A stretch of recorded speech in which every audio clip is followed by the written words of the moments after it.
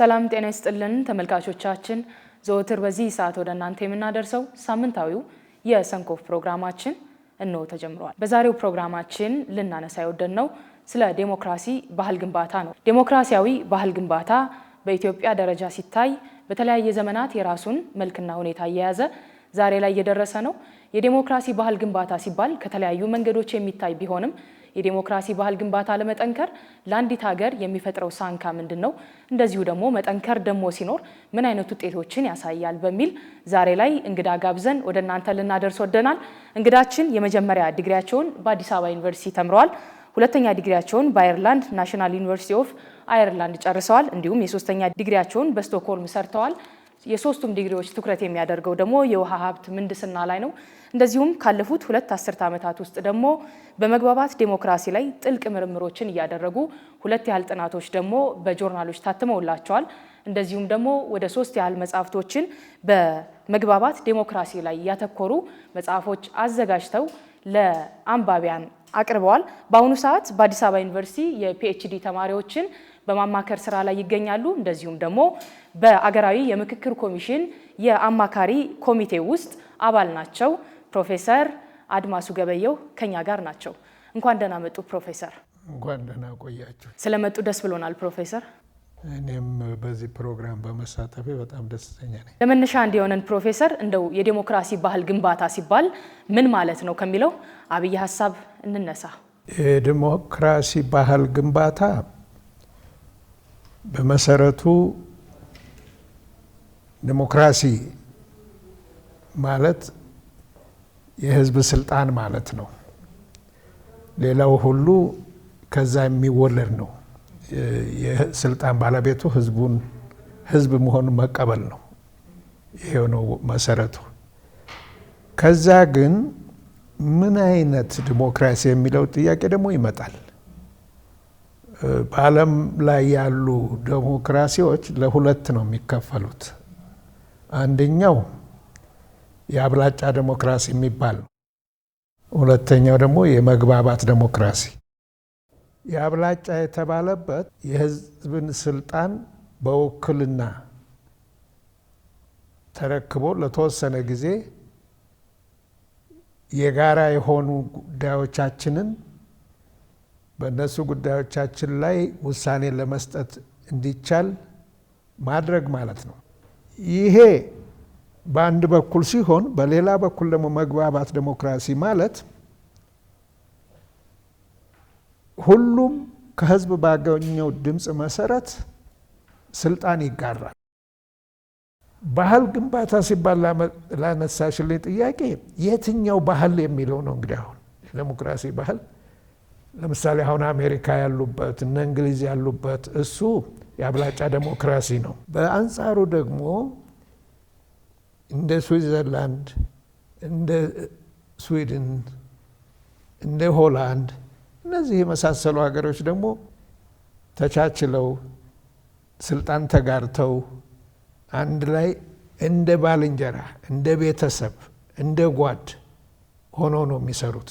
ጠዋት ማታ አንዱ ከእንቅልፉ ሲነሳ ሌላውን በማጥላላል ሌላውን ላይ እንቅፋት በመፍጠር የሚነታረኩበት የሚጣሉበት ያበሽታቸው ደግሞ ወደ ህዝብ የሚገባበት ወደ ወጣቱ የሚገባበት ሳይሆን የነሱ ፍቅር የሚያስቀና ሆኖ ህዝብን በዛው ልክ አንድ ላይ ተባብሮ በመቆም ነው ሀገር የሚጸናው። ከዚሁ ጋር ተያይዞ ደግሞ በኢትዮጵያ ጠንካራ የዲሞክራሲ ባህል ለመገንባት በሚደረገው ጥረት ውስጥ በተወሰነ መልኩ የሚነሱ ክፍተቶች እንዳሉ ሆነው ግን ደግሞ በዋናነት የተቋማት ጠንካራ ያለመሆን ጉዳይ ነው ተብሎ የሚነሱ ጉዳዮች አሉ። ከዚህ አኳያ እናንሳ። ተቋሞች ስናወራ መሰረታዊ የሆነውን በህገ መንግስት የተደነገገውን ህዝብ የሀገሪቱ ህዝብ በሙሉ ሊከተለው ሊያስከብረው የሚገባውን ነገር እያከበሩ ክብርና ማዕረጋቸውን በጠበቀና አደራቸውን ባስከበረ መልኩ የሚፈጽሙ ወገኖች ናቸው ተቋሞች። ተቋሞች በራሳቸው ውስጥ ህግን አክብሮ የሚጠበቅባቸውን ነገር ለመፈጸም አዋጅ የተሰጣቸውን ኃላፊነት በመስራት በኩል ድክመቶች ይኖራሉ። እነዛ ድክመቶች የሚኖሩት ከአደረጃጀታቸው ጥንካሬ ነው። ካላቸው አቅም የመፈጸም አቅም ነው እና በዛ ውስጥ ደግሞ በተለያየ መልኩ በሰው ኃይሉ በአጠቃላይ በበጀቱ በመሳሰሉት ሊሆን ይችላል። ከፍና ዝቅ የሚሉት ከሆነ ደግሞ ከውስጣቸው ያለው የአመራር የሰው አይነት ሊሆን ይችላል እና በበርካታ መልኩ ድክመቶች ሊኖሩ ይችላሉ። ይሄ እንግዲህ ያ ድክመት ተቋም ብቻውን አይደለም የሚኖረው። አጠቃላይ ከሰፊው ማህበረሰብ ከሌላ መሰል አጋሮች ወይም በስራ የሚገናኙ ወገኖች ጋር ጭምር ነው። እየነጠን ልንፈትሸው አንችልም። የዲሞክራሲ ተቋሞችም ከሌሎች መሰል ተቋሞች ጋር የሚተሳሰር ስለሆነ ምንጩ ግን በእኔ በኩል ዋናው ወሳኝ ተቋሞች የተቋቋሙበት መነሻው እንዲያስፈጽሙ የሚፈለገው እንዲያዳብሩ የሚፈለገው ዘሩ ትክክል መሆን አለበት የሚል ነው። በሀገራችን የፖለቲካ ልዩነትን እንደ ጠላትነት እንጂ እንደ ተፎካካሪነት የማየት ዝንባሌያችን እምብዛም ነው ተብሎ የሚቀመጡ ጉዳዮች አሉ። ልዩነትን በሀሳብ የማሸነፍ ባህልን እንዳናዳብር የገደበን ምንድን ነው ተብሎ ሊቀመጥ ይችላል? የዲሞክራሲ ስርዓታችን ያበጀው ነው። በሀገራችን ብቻ አይደለም ይሄ ያለው። ሰለጠን ባሉትም የሰለጠኑት ምናልባት በቴክኖሎጂው በሌላ ሊሆን ይችላል እንጂ የፖለቲካ ሁኔታቸው ሁልጊዜ ንትርክ፣ ሁልጊዜ ጭቅጭቅ፣ ፖለቲካውም ራሱ ተመራጮችም ይሁኑ ምኖችም ይሁኑ የሚገዙ በብር የሚፈጠሩ ተወዳድረው ለማሸነፍም በባለ ብሮች አቅም የሚሆንበት የዴሞክራሲውን መንገድ በሙሉ የሚቆጣጠርበት አገር አለ። ለምሳሌ አሜሪካ ማለት ነው። ሌሎችም ሀገሮች አሉ፣ እንግሊዝም ምናምን። አሁን እዛ አገር ውስጥ በብዙ ነገር ከገነት ቀጥላ የምትጠቀስ ሀገር ናት። ልስማማ እችላለሁ። በፖለቲካው ደግሞ በጣም ልንርቀው የሚያስችልን ነው እና ፖለቲካ የሚባለው እንደው ፖለቲካ ሲባል አሁን ለአንቺም ይሁን እንደው ዴሞክራሲ ሲባል እዛው ጋር ያለው ይሻለናል ለማለት እንኳ። አለበለዛ ይሄን ያመጣው ፖለቲካ ሌላ ነገር ሆኖ አይደለም። ፖለቲካ ማለት ቀላል ነው ትርጉሙ። የጋራ ጉዳይ አለን። ያ ጉዳይ የኛ ነው። የኛ ማለት ባለቤቶች እኛ ነን። ግን ትንሽ ቦታ ላይ ቢሆን ኖሮ እንትኑ ወይም ጥቂት ሰዎች የሚፈልግ ቢሆን ኖሮ አብረን ሆነን እንሰራው ነበር። አገር ሆነና ሰፊ ሆነና ይሄን የጋራ ጉዳያችንን እኛ ቀጥታ ውሳኔ ልናሳርፍበት ስለማንችል ተወካዮች ፈለግን። ተወክለው ልክ እንደኛ ሆነው ያንን የሀገር ጉዳይ የሀገሩ ባለቤት ከሆነው ከጠቅላላ ሕዝብ የተውጣጡ ተወካዮች እንዲሰሩ ፈለግን። ይሄ ቅድም እንዳልኩሽ በከበርቴ ሀገሮች በገንዘብ ተጠለፈ። ያንን ግን ዲሞክራሲ ማለት እንዲህ ማለት ነው እኮ እየተባለ ያንን የተጠለፈውን የዲሞክራሲ አሰራር እዚህ በባዶ ኪስም ቢሆን መነታረክ ያደረጉት። በዓላማም በአቅጣጫም እዛ ወንበር ላይ በሆንም ጥቅም አገኛለሁ አይነት ሆነ። ልክ ውጭ እንደሚያደርጉት እየተፈበረከ ያ የተመረጠው በወቅቱ የተመረጠው ጥሩ ገጽ እንዳይኖረው። ይሄ የሚደረገው ምንድነው? በሚቀጥለው ጊዜ ድምፅ እንዲያጣ ነው። ያን ለማድረግ ግን በበጎ ነገር ትክክሉንም ትክክል ነው ስህተቱንም ስህተት ነው ብሎ በመስከር ድምፅ አይገኝም የሚቀጥለው። ስለዚህ ባህሪው ነው። ይሄ አሁን ያለንበት ምንም በዲሞክራሲ ብዙ መግፋት ባንችልም አጀማመረችም ላይ በሽታ የመጣው ይሄ የተጠናወተን ከዲሞክራሲ ስርዓቱ ባህሪ ነው። በሚቀጥለው ጊዜ ይሄኛው ወድቆ እኔ ለመመረጥ በዚህ አሁን በስልጣን ላይ ባለው ላይ በትክክል በመመስከር ሳይሆን የሚጠቅመኝ ይህን ጥላሸት ቀብቶ ከህዝብ አመለካከትን አዙሮ ሊፈጠር በሚችለው ክፍተት እኔን አጎልብቼ መተካት ነው እንጂ በዲሞክራሲ ውስጥ ልክ ገበያ ሄደሽ አንቺም መርጠሽ አማርጠሽ የምትፈልጊውን መግዛት ትችያለሽ፣ ሌላኛው ለምን ከኔ ያልገዛሽም ብሎ አይጣላሽም። ምክንያቱም ባህላችን አጠቃላይ የሌሎች ሁሉ ጉዳዮቻችን የኢኮኖሚው፣ የማህበራዊው ስነ ምግባራችን አጣላንም አልተጣላንም። ተጋግዘን ተባብረን ነው የምንኖረው። ማንም በማንም ላይ ጣልቃ አይገባም። በአጥፊ መልክ በበጎ ነገር ተቻችለን ይህን ሁሉ እንሰራለን። መተጋገዝን፣ መተቃቀፍን፣ መረዳዳትን የሚጠይቀው አይነት ስርዓት መተከል አለበት። ያ ከሆነ ቅድም እንዳልኩት በማህበራዊም በኢኮኖሚውም በማንኛውም ጉዳያችን ላይ ጠብ ያለሽ በዳቦ የሚባል አይነት አሰራር የለም። ቢኖርም ህዝቡ እንደዛ አይነትን ወገን ባለጌ ነው፣ መጥፎ ነው ብሎ ከማንኛውም ነገር ሊያገለው ይችላል፣ ያገለዋልም እንጂ በእኛ በባህላችን በአኗኗራችን ሌላው ዓለም ሁሉ እስከሚቀና ድረስ በጣም እንደው በአድናቆት የሚያየው ባህል አለን። ፖለቲካ ባህላችን በሽታው ግን ያ ከውጭ ያመጣ ነው። ይሄ ስለሆነ ነው የብሔር ማንነትና የዜግነት ፖለቲካን ሳይጋጩ ለጠንካራ ሀገረ መንግስት ግንባታ እንዲውሉ ማድረግ የሚያስችል ዴሞክራሲያዊ ቀመር መፍጠር እንዴት እንችላለን? ይቻላል።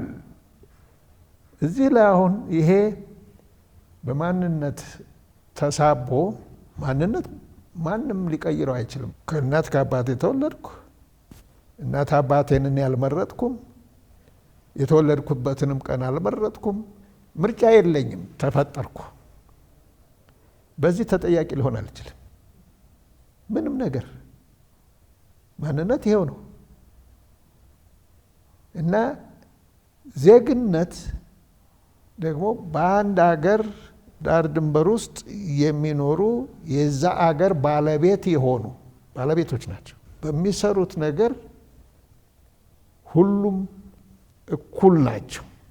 አንዱ ከአንዱ ዳር ሀገር ያለው መሀል ያለው ቢረዝም ቢያጥር ቢቀጥን ቢወፍር ሴት ቢኮን ወንድ ቢኮን ሁሉም እኩል ናቸው ለሀገራቸው። በሀገራቸው ዜጎች ሁሉ እኩል ናቸው። ይሄ ከሆነ በማንነት ላይ የአንድ ሰው ማንነት የአንድ ሰው የተለዩ ነገሮች የሁላችንም ጸጋዎች ናቸው። ስለዚህ ዜግነት የሁላችንም አንድ ጥላ ነው። ማንነት የየራሳችን መገለጫ ነው እና የሚያጣላቸው ነገር የለም። እስላም መሆኔ ክርስቲያን መሆኔ ከደቡብ ብወለድ ከሰሜን ከምዕራብ ምንም ፖለቲካ ውስጥ ቅድም ያልኩሽ ነው። በፖለቲካ ውስጥ በጋራ በሚያገናኝ ነገር ላይ አብሮ የመወሰን መብት ማለት ነው በፖለቲካ እንትን ውስጥ። ይሄን ለመሆን ዜግነት ብቻ ይበቃል። ከዛ ውጭ ግን እያንዳንዱን ዜጋ ማንነት ማክበር አለብን። የኛ እንዲከበርም ማንም ሰው የራሱን ኬሚስትሪ በራሱ ነው መናገር የሚችለው። የጠብ ምክንያት ፈጽሞ ሊሆን አይገባውም።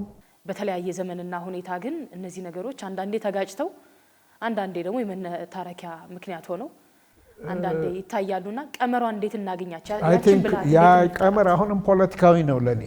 ያ ፖለቲካዊ አንድ ፖለቲከኛ ስልጣን አግኝቼ በዛ ስልጣን እጠቀማለሁ የሚል ስራዬ ብሎ አስቦ አሰላስሎ ሰውና ሰውን ማጋጭቶ ወንበር ይዞ ያንን ጥቅም ያለውን በራሱ እንትን ህጋዊ ጥቅምም ላይሆን ይችላል ለማግኘት የሚደረግ የነውረኞች አቅጣጫ ነው። በዛ ምክንያት አንዱን አንዱ በማጣላት ደስ የሚላቸው ሰዎች አሉ። ብዙ ናቸው ማለት አይደለም፣ ጥቂት በጣም እንደው ለቁጥርም የማይሞሉ ሊሆኑ ይችላሉ። እንደ ሰደድ እሳት ግን አገር ሊያቃጥሉ ይችላሉ። በዚህ ምክንያት የአንድ አገር አስተዳደር ዲሴንትራላይዝድ ወይም ደግሞ ያልተማከለ ይሁን ሲባል ይህ አስተሳሰብ ይህ አሰራር በጣም ውብ ነገር ነው። አንድ ማዕከል ውስጥ ከሆነ በልማት ውጤቱ በአጠቃላይ በአሳታፊነቱ ደካማ ይሆናል።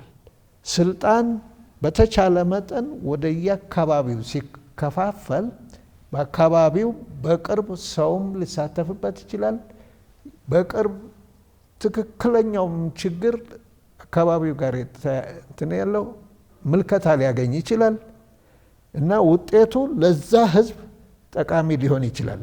ያ ማህበረሰብ እንደዛ በመሆኑ ተጠቃሚ ሲሆን፣ በሌላ አንጻሩ ደግሞ በዛ ማህበረሰብ ላይ ለመንገስ የሚፈልጉ ደግሞ ንፉጎች አሉ።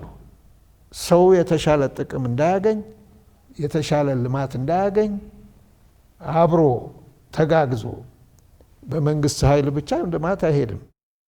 ቀጥታ ተሳታፊ መሆን አለበት። ብርቱ ሰው፣ ጠንካራ ሰው ሰውን ማህበረሰብን አይከፋፍልም። በራሱ የሚተማመን ማህበረሰቡ ሲተባበር ነው የተሻለ አቅም የሚገኝ ብሎ ያምናል። እነዚህ አይነት ግን አቅሙ ስለሌላቸው የበጎ ነገር የመስራት አቅም ስለሌላቸው ከፋፍሎ አጣልቶ አጨቃጭቆ እንትን ለማለት በሃይማኖቱ በእድሜውም በጾታውም ብቻ ሰበብ እየተፈለገ ከፋፍሎ ሾልኮ የማይችሉትን ስልጣን መረከብ ይፈልጋሉ።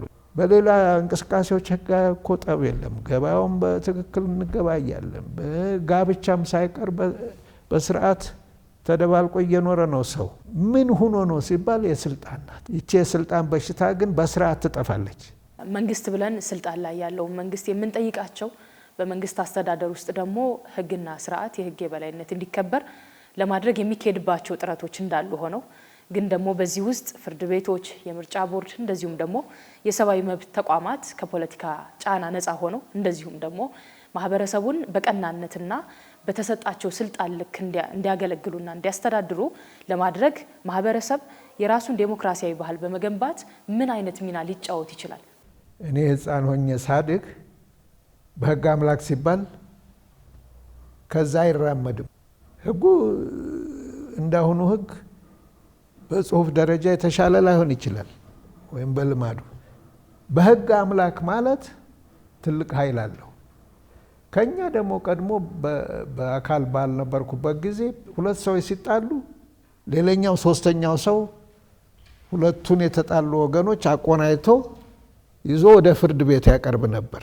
እነዚህ ከባህሉ ጋር እየተወራረሱ መጥተው በስነ ምግባርም ይሁን በእምነትም ይሁን በአጠቃላይ በህብረተሰቡ በሚወደውና በማይወደው ማህበራዊ ቫሉ ይገዛ ነበር።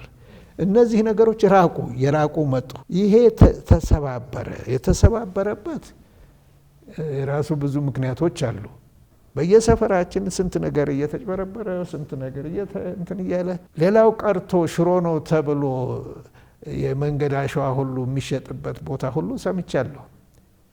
ይህን ሁሉ ከመንግስት ኃይል ብቻ የሚቆጣጠረው አይደለም። እንደ ማህበረሰብ እኛ ራሳችን ከቀያችን ጀምሮ እስከ ሌላው ቦታ ድረስ አንድ ነገር ማድረግ አለብን።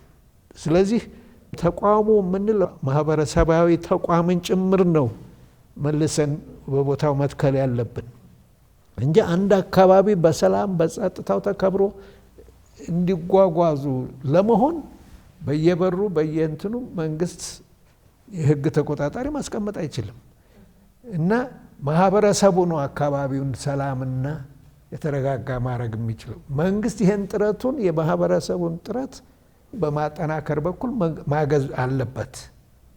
ምን አገባኝ የሚል ዜጋ በበረከተበት ቦታ ተቋማትም ይሁን ሌሎቹ የሚፈልገው ነገር ማከናወን አይችልም። የሚቆጣጠራቸው የሚከታተላቸው እኮ ህዝብ መሆን አለበት። እነዚህን መንግስታዊ ተቋሞች የሚያደንቃቸውም የሚተቻቸውም ህዝብ መሆን አለበት። ያን ተው ነው። እርግጥ ያን ማድረግ ዋጋ ያስከፍል ይሆናል፣ ግን መመለስ አለበት፣ መደረግ አለበት እንጂ በየቀያችን ለተሰራው ትንሽም ይሁን ትልቅ መጥፎ ነገር አንጋጠን ባንጠብቅ ደራሽም አናገኝ። እኛው መነሳት አለብን። የማህበረሰቡ የባህላዊ ምንኖች ተቋም መጠንከር አለበት። አንድ ምሳሌ ላስቀምጥ። እዚህ ስንወጣ አሁን ትራፊክ ተቆላልፎ ቢታይ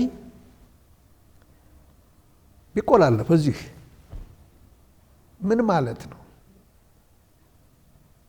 ያ የተቆላለፈበት ምናልባት የመንገድ ብልሽት ምናምን ከሆነ ሌላ ነው። ወለል ያለ መንገድ የሚቆላለፈው ሰዎች የትራፊክን ሕግ የሚተረጉሙበት አተረጓጉም ተሳስቶ ነው።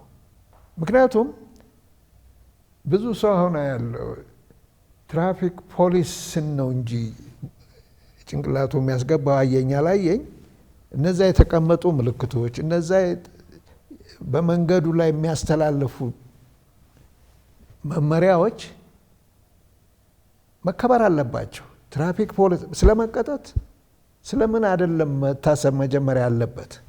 ለሁላችንም የሚሄድበት አቅጣጫ በሰላም ለመተላለፍና ለመድረስ ብዙ ምልክቶች አሉ፣ የሚናቁ አይደሉም።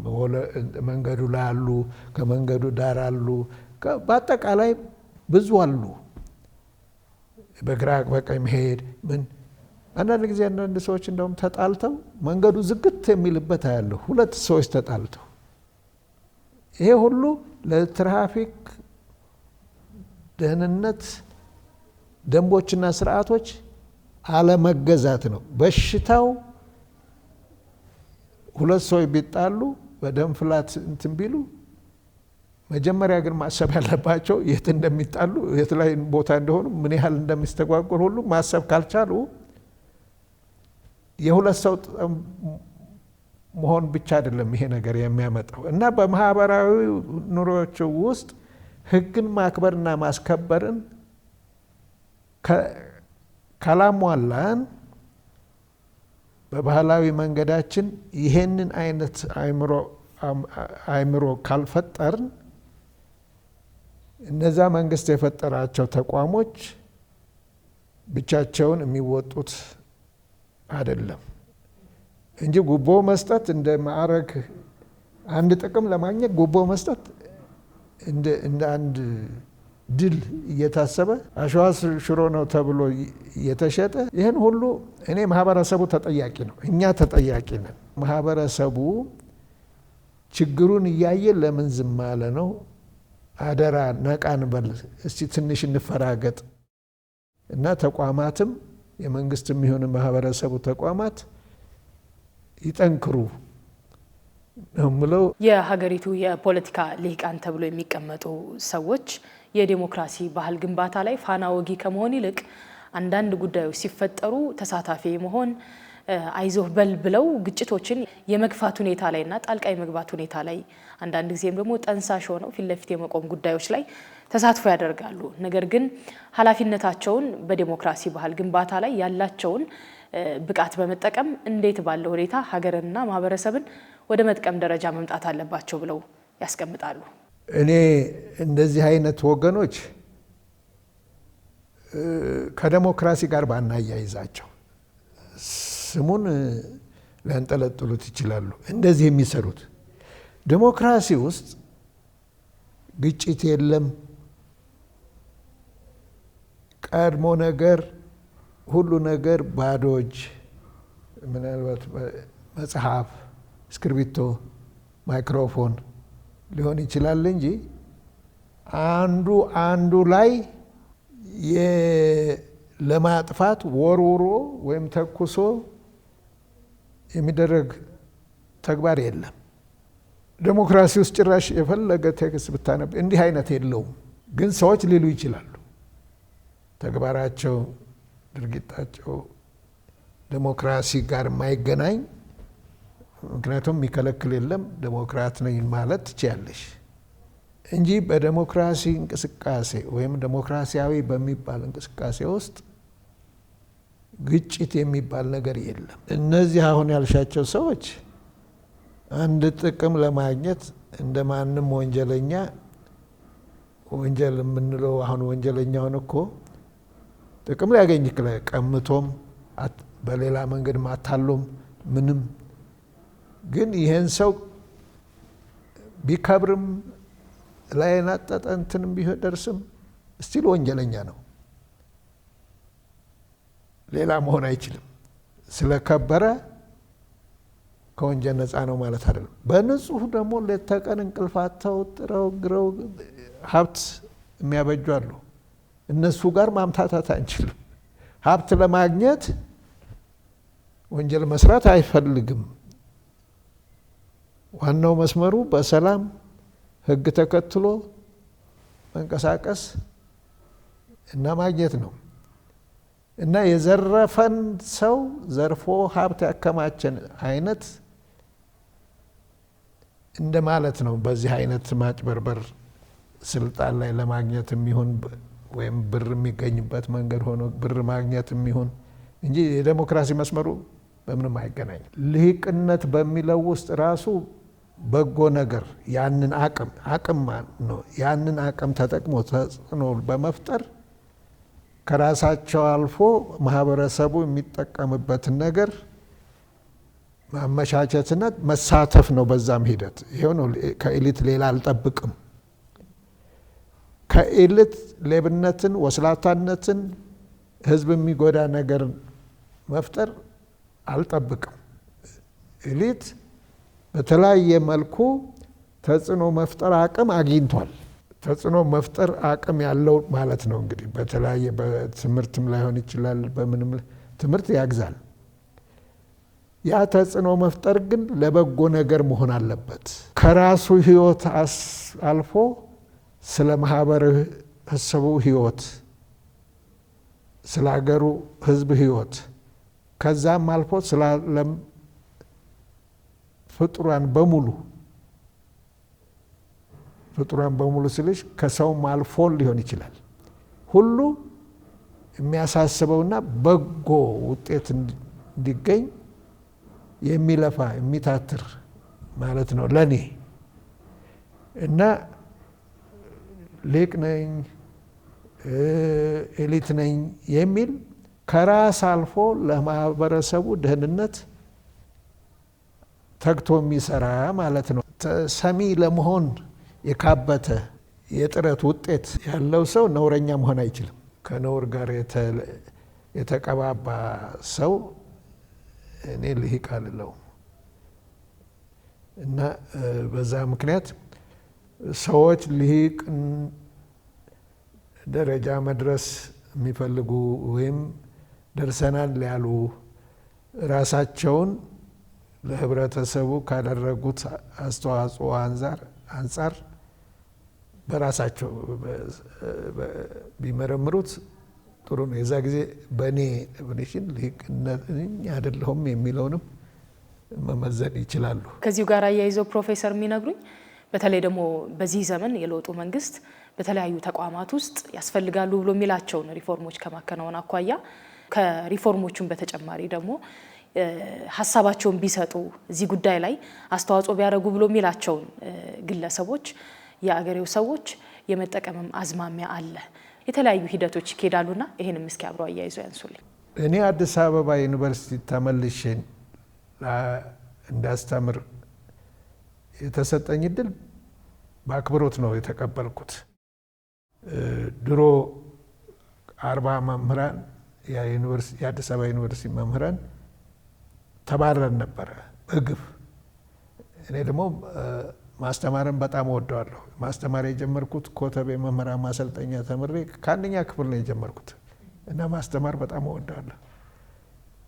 ያንን ማስተማር ስነጠቅ በጣም አማርሬ ነበር። በብር ሀብታም ሆንኩኝ። ኮንሰልታንት ሆኜ ኢትዮጵያም ውስጥ አፍሪካም በዓለም አቀፍም ደረጃ ኢንተርናሽናል ኮንሰልታንት ሆኜ በሚድል ኢስትም በአውሮፓም በአሜሪካም በምንም ሰርቻለሁ። ይሄ ሁሉ አይደለም። ይሄ በግፍ በመባረሬ እዚህም ኢትዮጵያም ውስጥ በተለያዩ አካባቢዎች እየተንቀሳቀስ ብዙ የኮንሰልታንት ስራ ሰርቻለሁ። የደሞዜን 4-5 ጊዜ አገኝ ነበረ። ይሄ ሁሉ ግን ውስጤ ቆስሏል። ለምን? መምህርነት ዘርነት ነው፣ ዘር መሆን ማለት ነው። ከመምህርነት ሌላ ዘር ሆኖ መሰሉን የሚያፈራ ሌላ መስሪያ ቤት ወይም ሌላ ስራ የለም። ያን ያህል ነው ውስጥ እንትን እና ስባል ጓዜም ማቄን አላልኩም፣ አስቀምጬ ስራውን መጣሁኝ። ይሄ ትልቅ እድል ነው። ከዚህ አንጻር ሳየው በጣም አመሰግናለሁ ይህንን መንግስት። ምሳሌ ነው የምልሽ፣ እድል አገኘሁ መልሼ ለማስተማር ወገኔን እና ትልቅ እድል ነው። በሌላም አንጻር እንግዲህ በብዙ መልኩ ሲጋብዝ ባለብሮችም ይሁኑ ባለእውቀቶችም ይሁኑ ሀገራቸው እንዲያገለግሉ ሲጋብዙ አይቻለሁ። ተጋብዘውም እንደዛ አይነት እድል አግኝተው ተሳተፉ። ይሄ ትልቅ ነገር ነው። ምክንያቱም ብዙ ሰዎች ኢትዮጵያ ሳይተርፋት ያጣቻቸው በተለያየ ምሬት አገር ለቀው ይሄዳሉ። በድፍን ዓለም ተሰራይተዋል እና ለዛ በር መክፈቱ ትልቅ ነገር ነው። በጣም በርቱ፣ ጠንክሩ ላለሁ። ወጣቱ ትውልድ ላይ ደግሞ እስኪ እንምጣ። ወጣቱ ትውልድ ካለፉት የታሪክ ችግሮች ተላቆ አዲስ የሰለጠነና ዲሞክራሲያዊ የፖለቲካ ባህልን እንዲገነባ ምን አይነት ተግባራዊ ስራዎች መከናወን አለባቸው? በተለይ ደግሞ ከማህበረሰብም እድገት አኳያ ከልጅነታችን ጀምሮ በጠረጴዛ ዙሪያ ማመንን፣ እኩልነትን፣ የጾታንም የእድሜንም እኩልነትን ወደፊት አምጥቶ በአደገ ጊዜም ደግሞ ሀገሩንና ወገኑን ለመርዳት በሚያስችለው መልኩ ከስሪቱ ጀምሮ እንዴት ባለ ሁኔታ ማህበረሰብ መገንባት አለበት ትውልዱን ብለው ያምናሉ?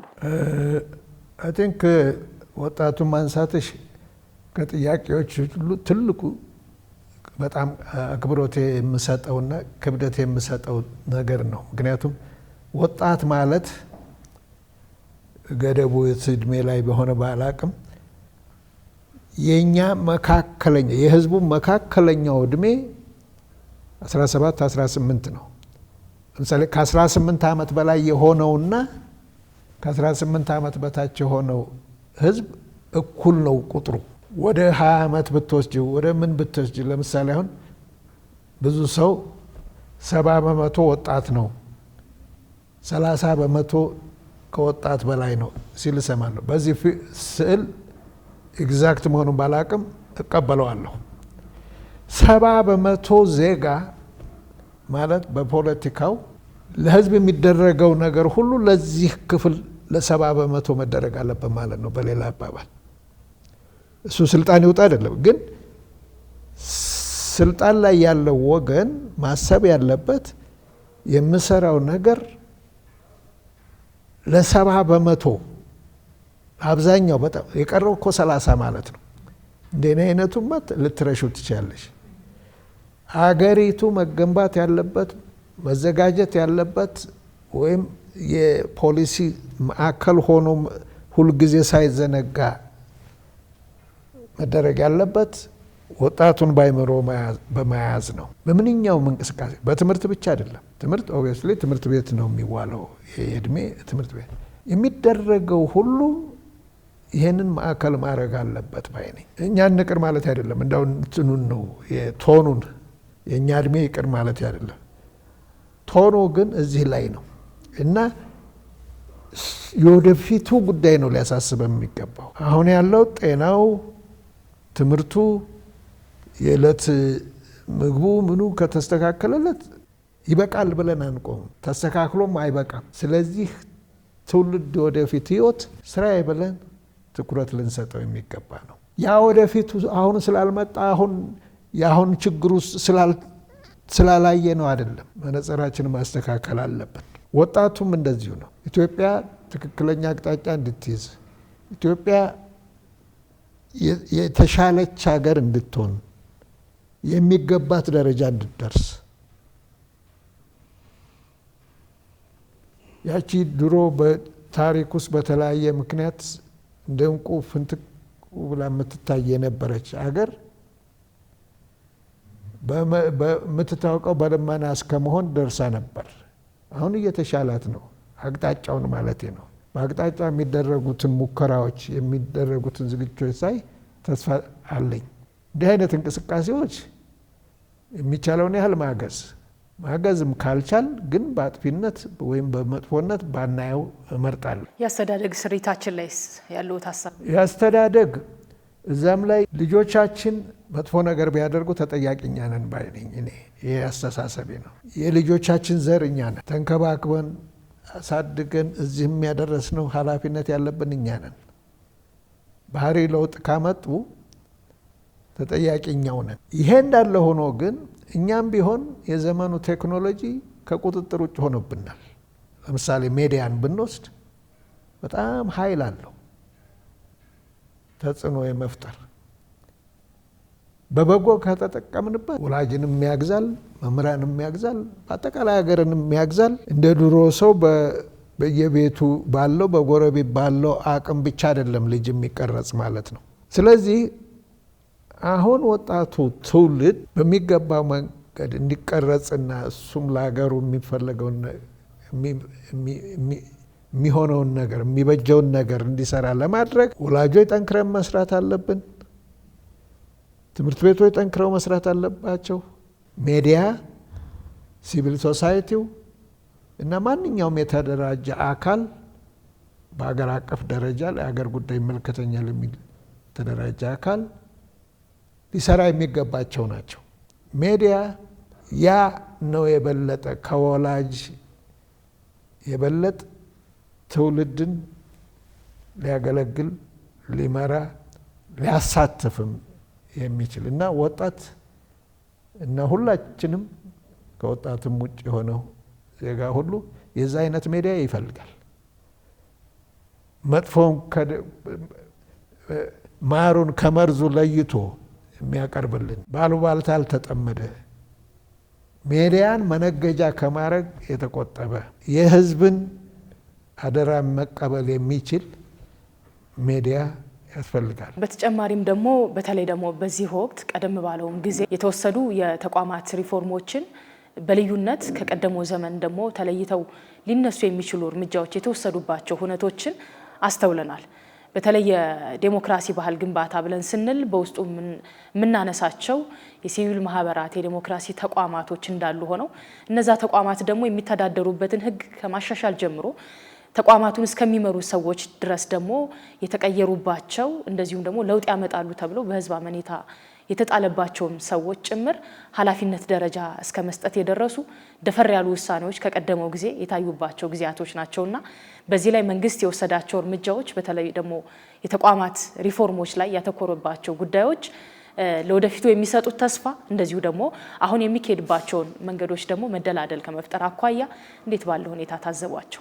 አገሪቱ ባላት ህጋዊ አወቃቀሮች ይህንን ማዕቀፍ እንዳለ ሆኖ በሚፈቅደው መሰረት ጥሩ እንቅስቃሴ እያደረጉ ነው። ምሳሌ አሁን ሴቶችን ለስልጣን ለተወሰነ ደረጃ ማብቃት፣ በስልጣንም ቢሆን ከቀጥታ ተመራጭ ካልሆኑ የብልጽግና ሰዎች ላይ መጨመር፣ እነዚህ ሁሉ በጎ ነገሮች ናቸው። ከዚሁ ጋር ተያይዞ ደግሞ ያለ ዴሞክራሲ ሰላም የለም፣ ያለ ሰላምም ዴሞክራሲን መገንባት አይቻልም ተብሎ ይቀመጣል። ይህንን አዙሪት ሰብሮ ለመውጣት መጀመሪያ መከናወን ያለበት ቀዳሚ ተግባር ምንድን ነው ብለው ያስቀምጣሉ? ቅድም እንዳልኩሽ እኮ ነው። አሜሪካ አሁን በሀብት በንብረት እኮ የጎደላት የለም። ስደተኛው ሁሉ የተማረ የመጠቀ ሁሉ እኮ እያገለገለ አንቱ የተባለች ሀገር ሆናለች። ፖለቲካዋ ግን ቆሻሻ ሆኗል። ዲሞክራት አይደለችም አልተባለችም። ግን ህጉ ስርዓቱ የፖለቲካውን ለመያዝ ባለብር ያስመረጥሻል፣ ባለብር ፖሊሲ ይሰጥሻል፣ ፓርላማ ገብተሽ ታጸድቂያለሽ። ያን ካላረግሽ መልሰሽ መረጣችን ብር የሚሰጥሽ የለም።